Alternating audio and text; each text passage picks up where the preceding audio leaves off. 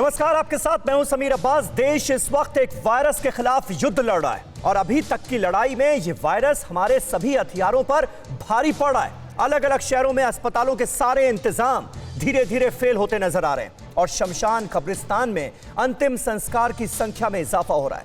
सवाल यह है कि क्या हम कभी भी अपनी गलतियों से सीख लेंगे? सारे डॉक्टर्स और एक्सपर्ट्स ये चेतावनी दे रहे थे कि कोरोना की दूसरी लहर आ सकती है और ये पहली लहर से भी भयानक साबित हो सकती है। बावजूद इसके हमने कोई सबक नहीं लिया और नतीजा आज हमारे सामने है। अब किसी को नहीं मालूम कि ये लहर कब तक और कितनों पर कहर बनकर टूटेगी। मुंबई दिल्ली की बर्बादी से बात काफी आगे बढ़ चुकी है। लखनऊ तड़प रहा है और भोपाल रायपुर की हालत बद से बदतर होती जा रही। क्या अभी भी आपने कोई सबक लिया या फिर देश को एक बार फिर से लॉकडाउन की तैयारी कर लेनी चाहिए?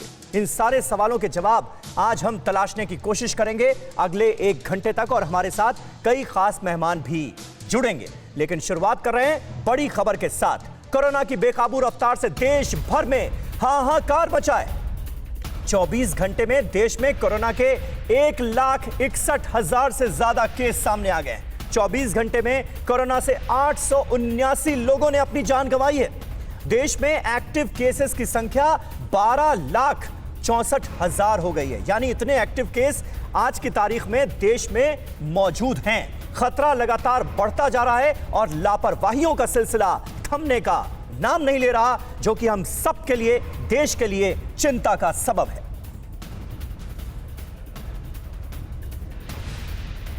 और इस वक्त हमारे साथ तमाम खास मेहमान जुड़ चुके हैं। उनसे आपका तारुफ करा दें। हमारे साथ डॉक्टर अनिल कुमार पांडे मौजूद हैं, जो कि ESIC मेडिकल कॉलेज से ताल्लुक रखते हैं। पवन सिन्हा जी हमारे साथ आज खास तौर पर जुड़ रहे हैं, आध्यात्मिक गुरु हैं। विपिन चौबे लखनऊ से इस वक्त हमारे साथ लाइव मौजूद हैं। शिवांगी ठाकुर महाराष्ट्र के अहमदनगर से हमारे साथ इस वक्त जुड़ चुकी हैं। ब्रजेश तिवारी का भी हम रुख करेंगे, जो कि हरिद्वार से हमारे साथ मौजूद हैं। जितेश जेठानंदानी जयपुर से ताजा रिपोर्ट्स के साथ मौजूद हैं। इसके अलावा जिग्नेश पटेल हमारे एक और संवाददाता अहमदाबाद से हमारे साथ मौजूद हैं। मानव यादव दिल्ली से हमारे साथ इस वक्त मौजूद हैं और दिल्ली में आंकड़े बहुत तेजी से बढ़ते हुए नजर आ रहे हैं। इन सब से हम बात करेंगे, ताजा जानकारी आप तक पहुंचाएंगे। लेकिन शुरुआत में कुछ तस्वीरें आपके सामने रखना चाहते हैं, झकझोर देने वाली तस्वीरें। मिर्जापुर के विंध्याचल में नवरात्र पर उमड़ी है भारी भीड़। विंध्याचल मंदिर में कोरोना नियमों की धज्जियां उड़ाकर रख दी गई। बिना जांच रिपोर्ट के ही दर्शन के लिए यहां पर हजारों श्रद्धालु पहुंच गए हैं। ये तस्वीरें आप देखकर हैरान रह जाएंगे। कोरोना काल में किस तरह से लापरवाहियों का सिलसिला थमने का नाम नहीं ले रहा, ये तस्वीरें इसकी गवाही दे रही। मां के दर्शन के लिए लाइन में बच्चे और बुजुर्ग भी खड़े नजर आ रहे हैं। लोग एक दूसरे से सटे हुए खड़े हैं। मिर्जापुर में 24 घंटे में 116 नए मरीज मिलने से हाहाकार मचा हुआ है। लेकिन इस वक्त लापरवाहियों का सिलसिला विंध्याचल के मंदिर में किस तरह से जारी है, ये आप इन तस्वीरों में देख सकते हैं। यानी इन तमाम आंकड़ों के सामने आने के बाद, संक्रमण तेजी से बढ़ने के बावजूद भी हम संभलने को तैयार नहीं हैं, मानने को तैयार नहीं हैं और लापरवाहियों का सिलसिला बदस्तूर जारी।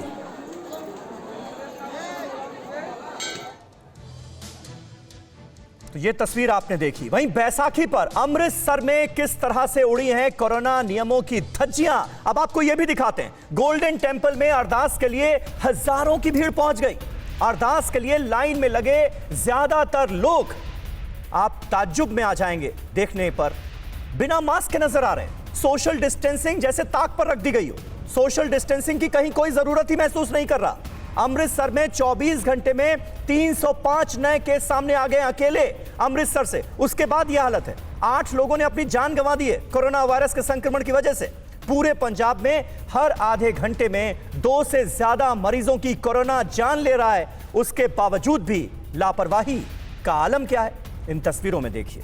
पंजाब में 24 घंटे में 3,451 नए केस सामने आए। 52 लोगों की मौत हुई। उसके बावजूद गोल्डन टेंपल में किस तरह से सोशल डिस्टेंसिंग के नियमों की धज्जियां उड़ाकर रखी जा रही हैं, ये आप इन तस्वीरों में साफ तौर पर देख सकते हैं। और इस वक्त आध्यात्मिक गुरु पवन सिन्हा जी हमारे साथ मौजूद हैं। पवन जी, आज शुरुआत मैं आपसे करना चाहूंगा क्योंकि डॉक्टर से, एक्सपर्ट्स के जरिए सोशल डिस्टेंसिंग, मास्क लगाना, कोरोना गाइडलाइन को फॉलो करना, इस पर लगातार हमने मुहिम की तरह काम किया है। टीवी 9 भारतवर्ष लगातार लोगों को जागरूक करने का काम कर रहा है। उसके बावजूद भी नवरात्रि के दौरान जिस तरह से विंध्याचल के मंदिर में या बाकी जगहों पर भीड़ उमड़ी हुई है, इसको लेकर क्या कहना चाहेंगे आप? क्यों नहीं लोग अपनी सेहत को लेकर सचेत हो रहे हैं अब भी? देखिए, ये मैं भी नहीं समझ पा रहा। और हर मंदिर से पुरोहित, महंत, सभी धर्म गुरु, अध्यात्म गुरु बारंबार इस बात को कह रहे हैं कि आप फिजिकल डिस्टेंसिंग का पालन कीजिए। अब प्रसाद तो भगवती का तब भी मिलेगा, आशीर्वाद तो भगवती का उस व्यक्ति को भी मिलेगा जो आखिर में खड़े हुए हैं।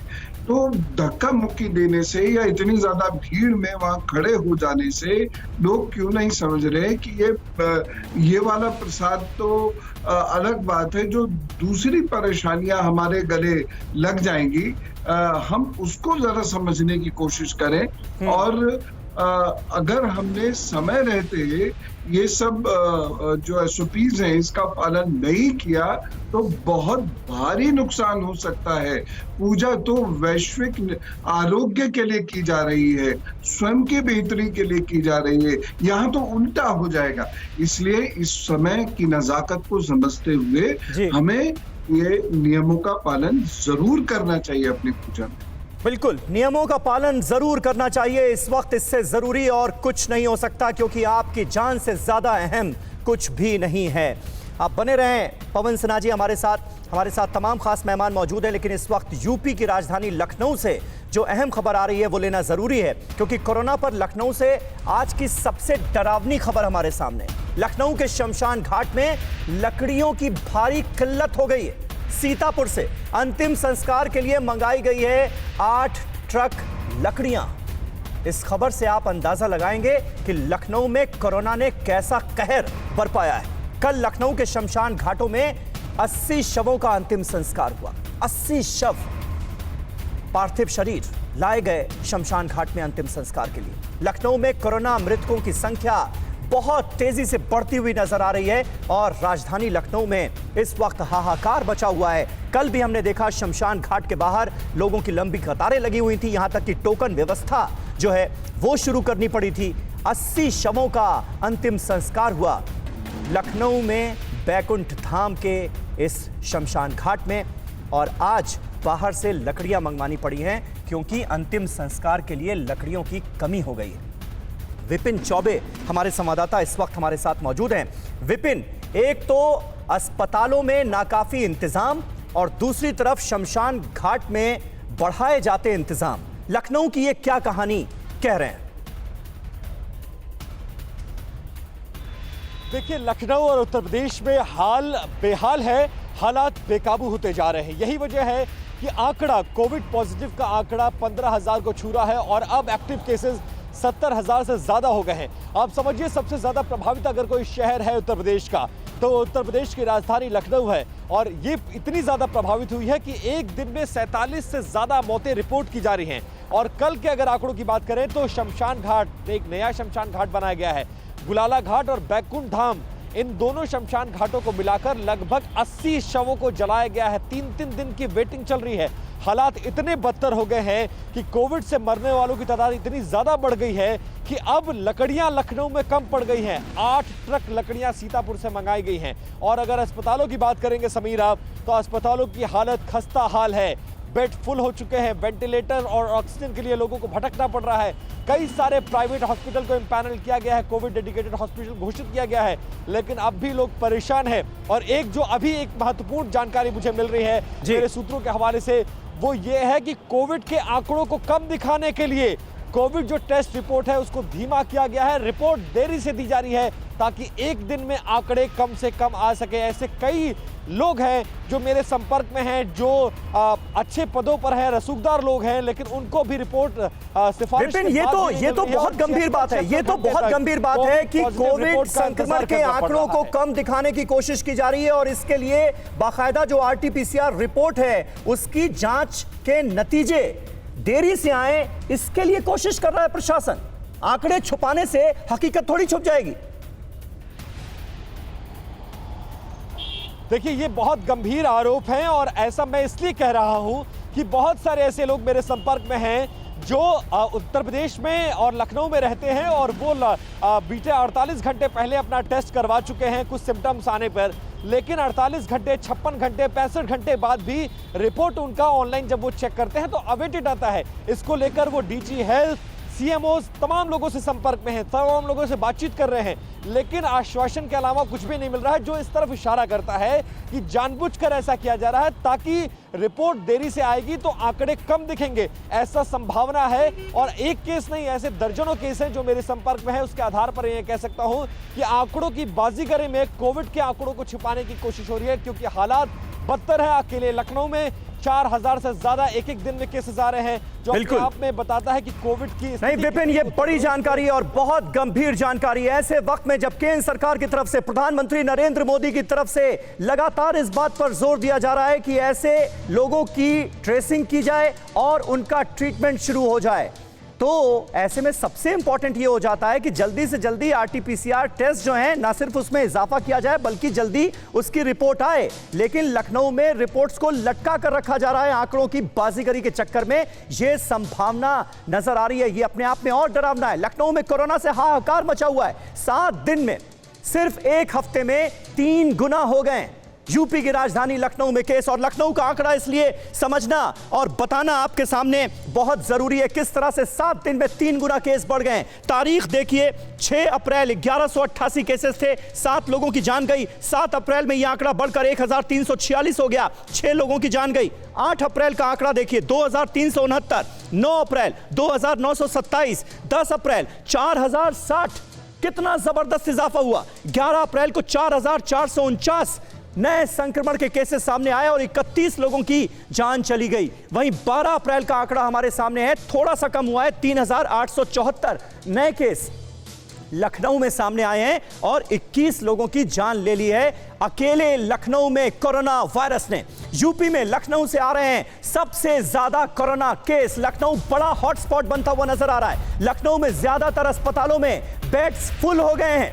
यह एक और बड़ी जानकारी, गंभीर खबर, 8 नए अस्पतालों को कोविड अस्पताल बनाया गया है। आरटीपीसीआर टेस्ट रिपोर्ट में देरी के संगीन आरोप लग रहे हैं। कोविड ड्यूटी पर तैनात मेडिकल कर्मचारियों को छुट्टी लेने से पहले अब इजाजत लेनी होगी, इसके भी निर्देश प्रशासन की तरफ से दिए गए हैं। और यूपी में बढ़ते कोरोना संक्रमण पर एक्शन में सीएम योगी नजर आ रहे हैं। सीएम ने मंत्रियों को निर्देश दिया है कि जिलों में जाकर करें हालात की समीक्षा। कोविड प्रोटोकॉल का सख्ती से पालन कराने का निर्देश दिया गया है। पंचायत चुनाव को देखते हुए अधिकारियों को सख्त कार्रवाई के निर्देश दिए गए।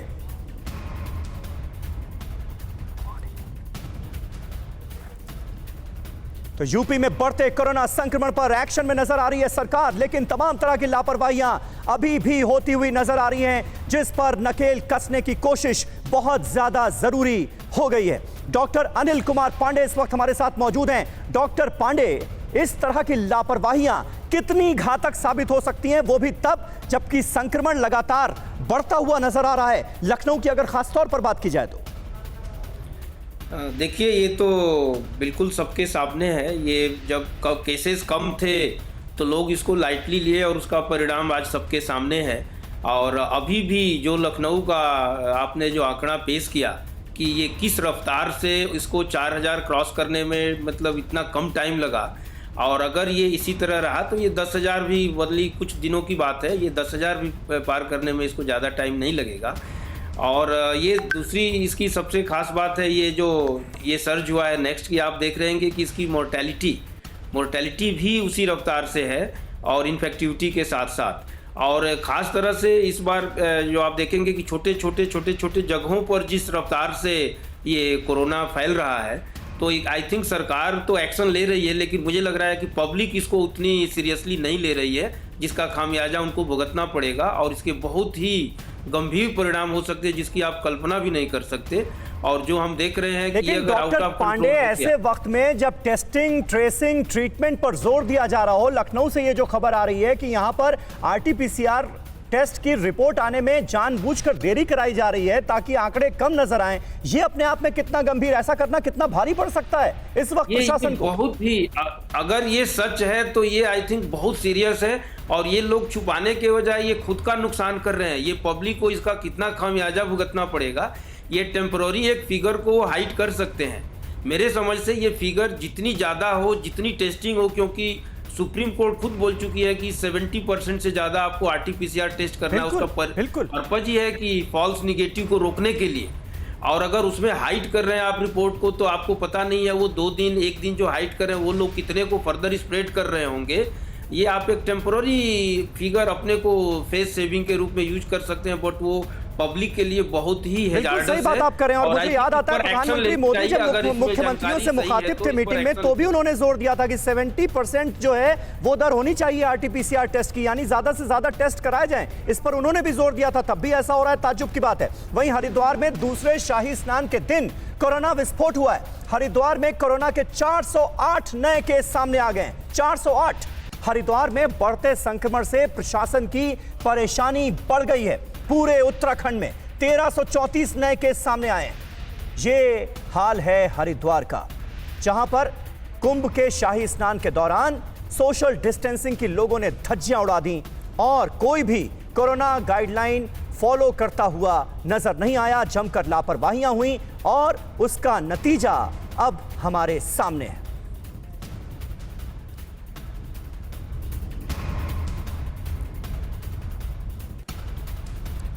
और आपको बता दें, कुंभ में दरअसल दूसरे शाही स्नान में गाइडलाइंस की धज्जियां उड़ाकर रख दी गई। लाखों श्रद्धालुओं ने गंगा में डुबकी लगाई।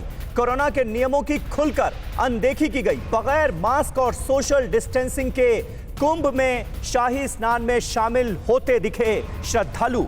कल ही ये तस्वीरें जब सामने आई थी तो देश इन तस्वीरों को देखकर चौंक गया था कि कोरोना काल में इतने सारे लोग, लाखों लोग एक साथ इकट्ठा सोशल डिस्टेंसिंग का पालन ना करते हुए नजर आ रहे हैं। इसका अंजाम क्या हो सकता है? और अब अंजाम हमारे सामने है। उत्तराखंड के हरिद्वार में भी तेजी से कोरोना संक्रमण के आंकड़े बढ़ते हुए नजर आ रहे हैं, जो हम सब के लिए बहुत चिंता का सबब है। कुंभ के लिए गाइडलाइन क्या थी, ये जरा हम आपको बता दें। कुंभ आने वालों के लिए 72 घंटे पुरानी RT-PCR नेगेटिव रिपोर्ट जरूरी बता दी गई थी।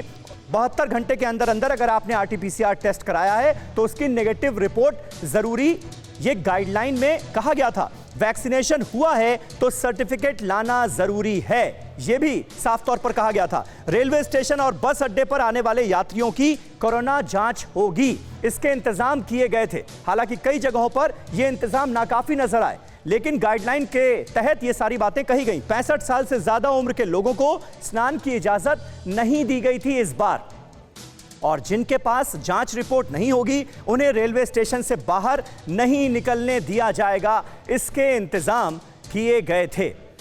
लेकिन क्या ये सारी गाइडलाइंस सही तरीके से फॉलो हुई? क्योंकि जो ताजा आंकड़ा आया है वो है 32 लाख का। कल 32 लाख लोगों ने स्नान किया है हरिद्वार में, कुंभ में। ब्रजेश तिवारी हमारे साथ, हमारे सहयोगी मौजूद हैं। ब्रजेश, जरा हकीकत आपसे जानना चाहेंगे, क्योंकि आंकड़े गवाही दे रहे हैं कि लापरवाहियों का जो आलम नजर आया कल, आज उसके चलते संक्रमण में और इजाफा हुआ है। ताजा अपडेट हरिद्वार से, कुंभ से क्या है?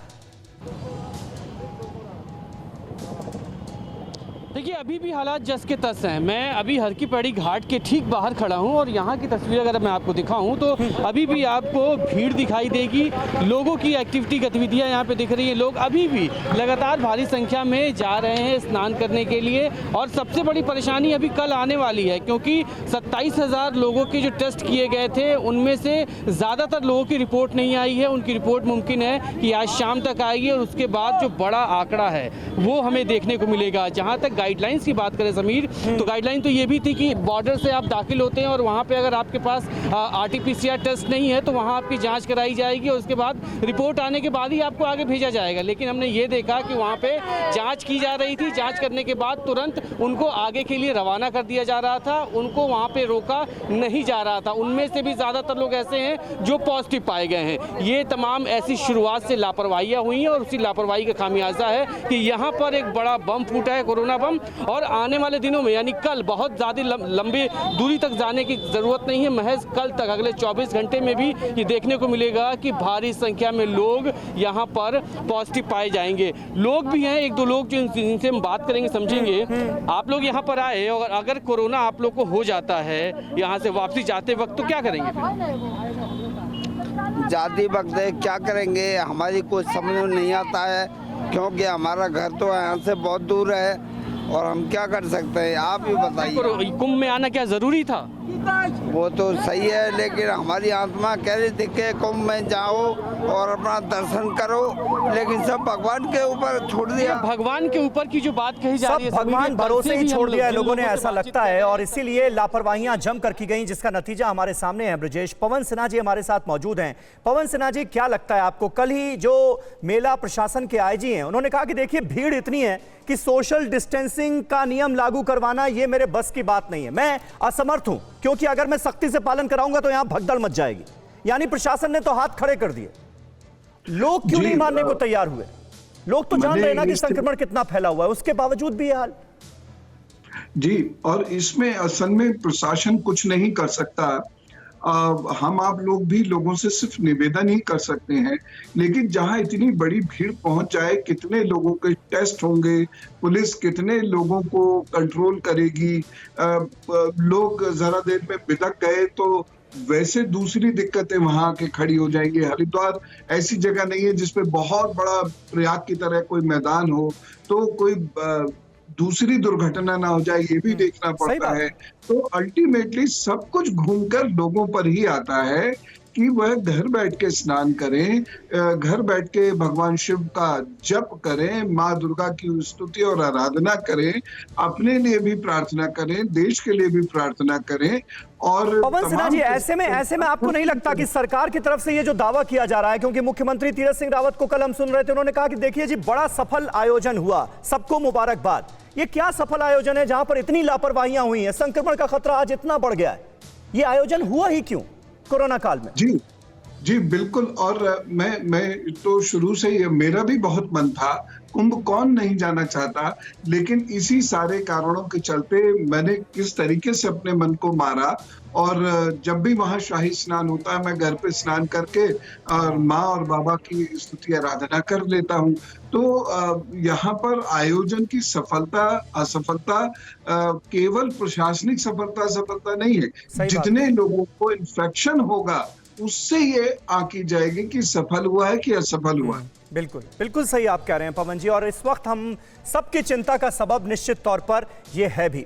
वहीं नागपुर में कोरोना से हालात बेहद खराब नजर आ रहे हैं। सरकारी और प्राइवेट अस्पतालों में बेड खाली नहीं है, अब अस्पताल के बाहर ही तड़पते नजर आ रहे हैं मरीज। देखिए क्या दशा हो गई है, क्या हालत है। नागपुर में रोजाना 7,000 के करीब नए मरीज सामने आ रहे हैं और संक्रमण लगातार बढ़ता नजर आ रहा है। और वहीं लॉकडाउन की आशंकाओं के बीच मुंबई से पलायन एक बार फिर तेज होता नजर आ रहा है। मुंबई के एलटीटी स्टेशन पर जमा हुई प्रवासी मजदूरों की भारी भीड़, ये इस वक्त की एक और ताजा अपडेट हमारे पास, जो बयां कर रही है कि कोरोना का कहर कैसा टूटा है एक बार फिर मानवता पर। स्टेशन पर 3 दिनों से बिस्किट पानी के सहारे सैकड़ों मजदूर पड़े हुए हैं। टोटल लॉकडाउन से पहले अपने घर वापस लौटना चाह रहे हैं किसी भी तरह से प्रवासी मजदूर। क्या दशा है, क्या हालत है, जरा देखिए। मुंबई में संपूर्ण लॉकडाउन की खबर जैसे जैसे आ रही है, वैसे वैसे प्रवासी मजदूरों की संख्या स्टेशन के बाहर बढ़ती जा रही है।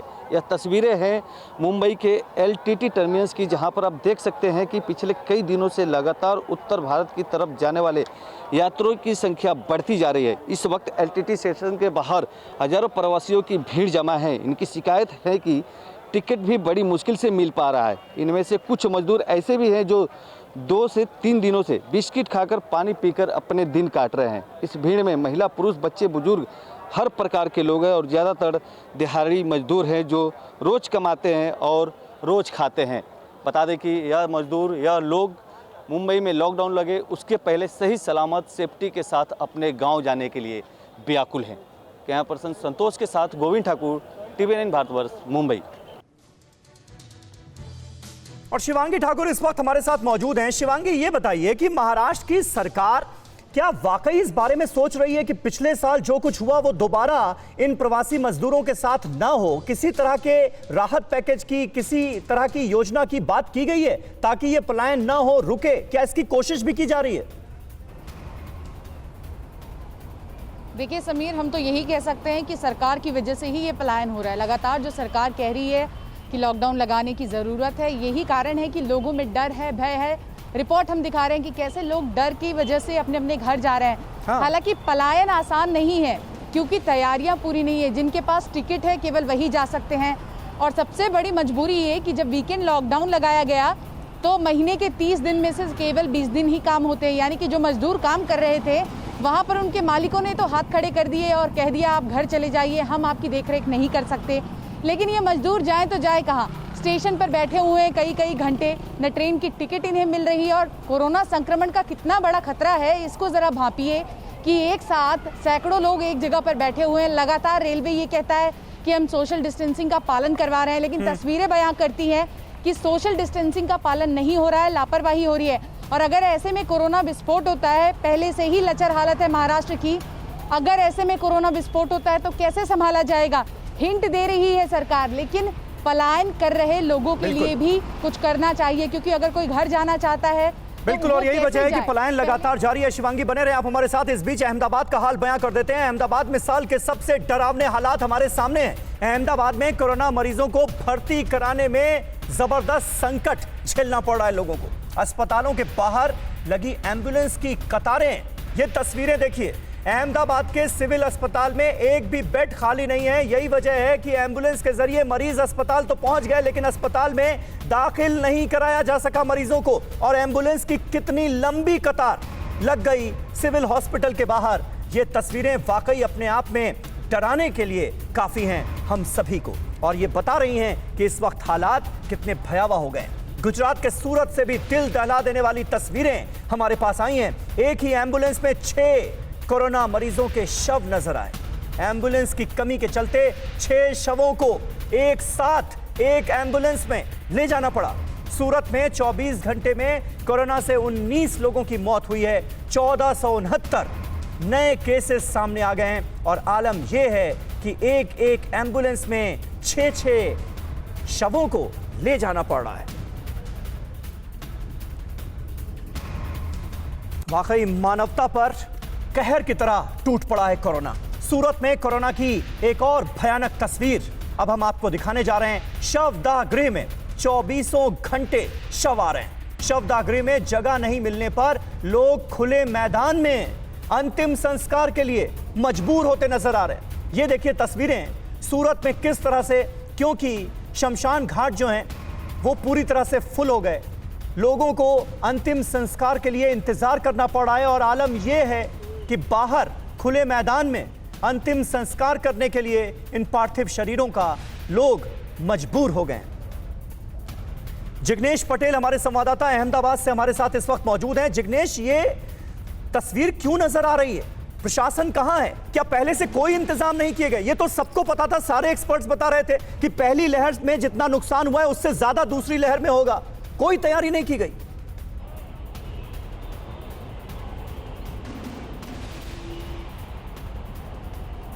समीर, जिस प्रकार से गुजरात सरकार की बात की जाए तो पहले से सरकार को लगा कि अब कोरोना के आंकड़े कम हो रहे हैं और अभी कोई लहर नहीं आएगी।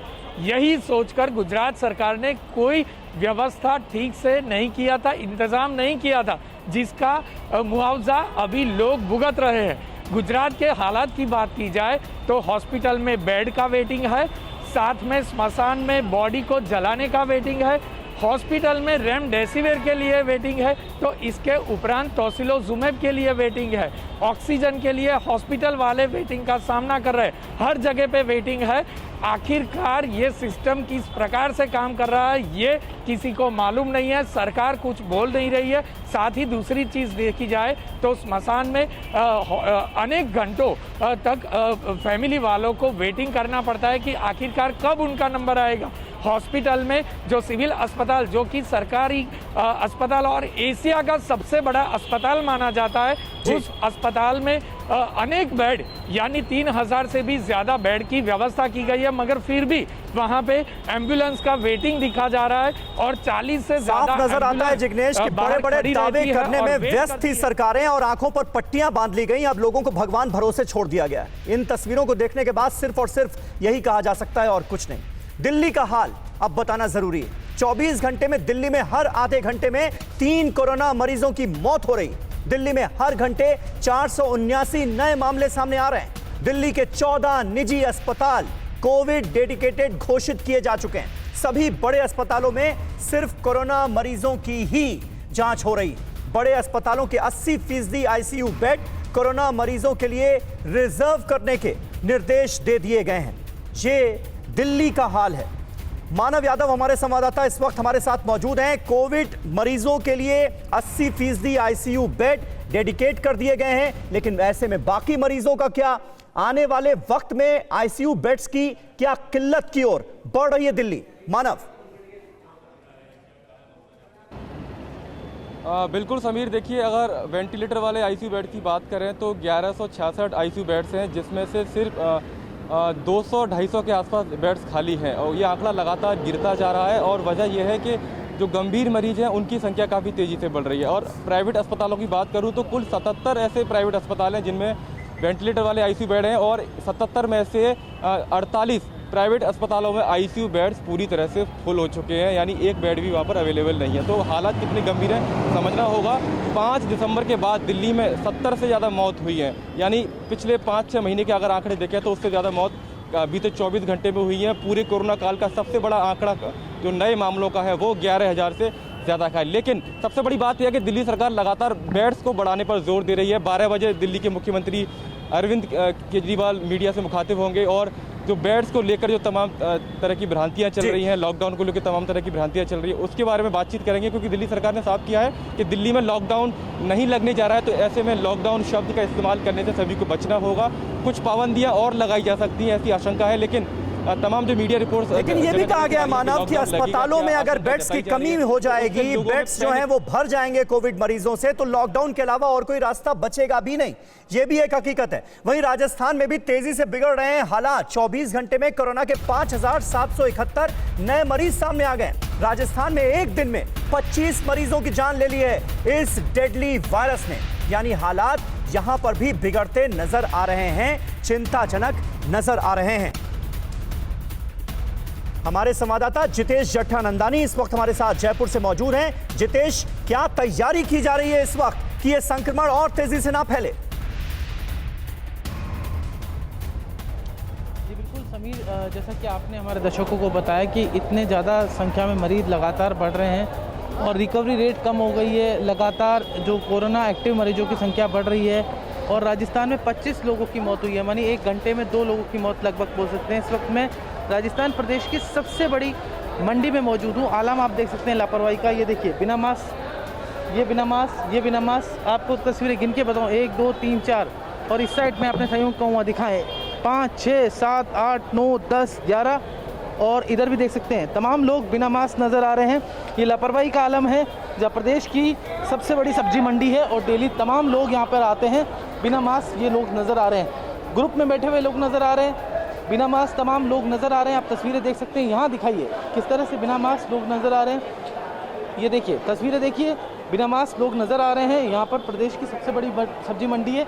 ये देखिए तस्वीरें, बिना मास्क कई लोग नज़र आ रहे हैं। ये राजस्थान प्रदेश की सबसे बड़ी सब्जी मंडी है और इसके अंदर आलम यह है कि यहाँ पर ठीक है जितेश, और ये तस्वीरें वाकई बहुत ही चिंताजनक हैं, चौंकाती हैं हम सभी को। डॉक्टर अनिल कुमार पांडे, समझ में आता है आपको इस लापरवाही का सबब? कार के अंदर बैठो, अगर मास्क ना लगाओ, अकेले बैठे हो तो भी तो जुर्माना, लेकिन पब्लिक प्लेसेस पर ऐसा लगता है खुलेआम छूट दे दी गई है। कोई प्रशासन का कोई नुमाइंदा देखने के लिए नहीं आ रहा कि कौन कोरोना गाइडलाइन फॉलो कर रहा है, कौन नहीं। ये बिल्कुल ये एक मतलब मजाक टाइप का होके रह गया है कि कार में आप अकेले भी ड्राइव कर रहे हो तो गवर्नमेंट ने पॉलिसी बना दिया कि तो भी आपको मास्क पहनना पड़ेगा। बट इतने बड़े पहली बात तो ये कुंभ को क्यों होने दिया गया? कुंभ को रोका जा सकता था, बड़ी बड़ी गैदरिंग रोकी जा सकती थी, सही बात है। रैली में भी पाबंदियां लगाई जा सकती थी कि उसकी लिमिट की जाए। ये अभी जो आपने बताया हरिद्वार में जो कुंभ में 403, ये आपको अंदाजा शायद आगे पता चलेगा कि ये 400 लोग कितने हजारों लाखों लोगों को स्प्रेड किए होंगे और वो लोग फिर कितने लाखों लोगों को करेंगे। ये शायद इसका जब अगला ये लगेगा कि फिगर 2 लाख, 2.5 लाख, 3 लाख, 4 लाख तक जा रहा है, तो ये शायद इसका इम्पैक्ट हो सकता है। और सिमिलरली ये जो दिल्ली की मैं तो सुन के बड़ा ये डरावना सा दिख रहा है जो दिल्ली और इसकी जो हालत है कि अगर ये फर्दर कंट्रोल ना की जाए तो शायद लोगों को घर में ही आपको मरे हुए लोग पड़े मिलेंगे। ये इस जो इटली और यूरोपियन कंट्रीज में जो फर्स्ट वेव में कुछ दिखा हुआ ये तमाम बातें इस वक्त डराती हैं, लेकिन ये डर लोगों में होना भी चाहिए क्योंकि लोग अभी भी लापरवाह हैं और कोरोना गाइडलाइन को फॉलो नहीं किया जा रहा है। इसलिए हम पहले ये कहते थे कि डरने की जरूरत नहीं है, लेकिन अब ये कहा जा सकता है कि डर जरूरी है क्योंकि आप डरेंगे तभी सावधानी आप बरतेंगे, तभी लापरवाहियां नहीं करेंगे। बहुत बहुत शुक्रिया पवन सिन्हा जी, डॉक्टर अनिल पांडे और हमारे तमाम संवाददाता, तमाम सहयोगी जो हमारे साथ आज जुड़े, बहुत बहुत शुक्रिया आप सभी का। फिक्र आपकी, सोमवार से शुक्रवार रात 9 बजे सिर्फ TV9 भारतवर्ष पर।